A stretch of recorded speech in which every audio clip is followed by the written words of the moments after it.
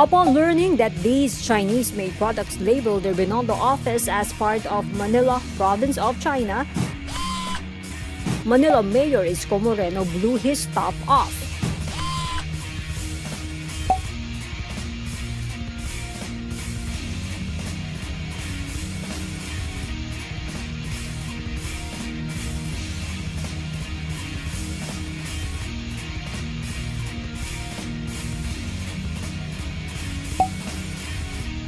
Moreno said calling Manila as a province of China is unacceptable.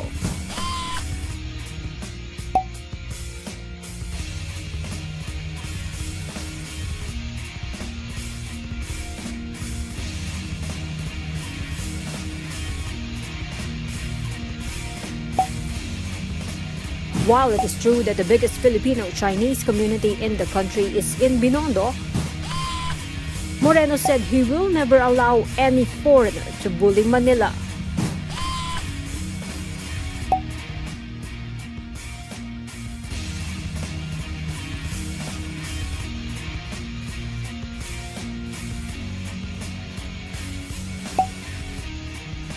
Four business establishments selling the beauty products have been closed.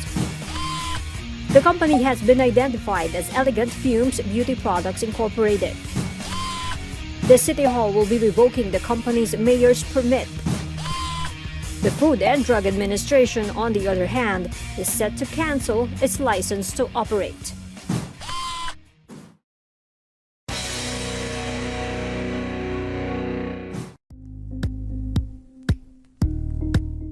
Thank you for watching Politiko TV. Please like and subscribe to our channel for more videos.